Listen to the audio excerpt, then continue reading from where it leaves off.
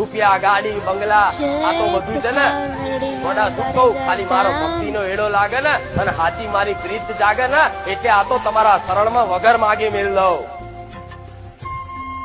આ માગવાની વસ્તુ નહીં, આ વગર માગે તમારા જીવનમાં જેની જરૂર છે બધું તમારા શરણોમાં લાઈન મેળ દઉં. એ રોમારી મેલડી પણ મારે શું આપવું છે ખબર છે ને? મારે તો તમને એ આપવું છે કે જેને પ્રાપ્ત કર્યા પછી જીવનમાં ક્યારેય તમને એવું ના થાય હવે કઈક પ્રાપ્ત કરવાનું બાકી રહ્યું.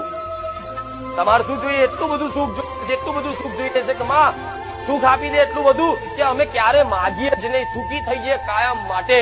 બધા આવું જ ઈચ્છો છો ને કે કાયમ માટે માં સુખી થઈ જઈએ, કાયમ માટે.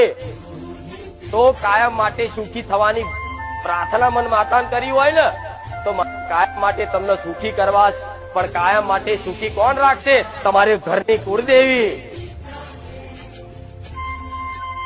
આ જીવન નહીં, પેઢીઓ પેઢીઓ સુધી તમારા આવનારા વારસદારને કોણ કદાચ સુખી રાખશે?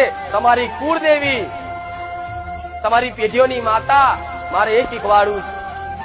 મારા જેવી માતા તો એક રસ્તો અને માર્ગ બતાવી અને તમને એક સાચી ભક્તિ જગાડી અને પોતાની કુળદેવી પ્રત્યે કદાચ ભાવના કરાવી, પ્રેમ જગાડી અને તમારી કુળદેવીની છૂટેલી આંગળી ભેગી કરી આલવાનું મારું કામ છે.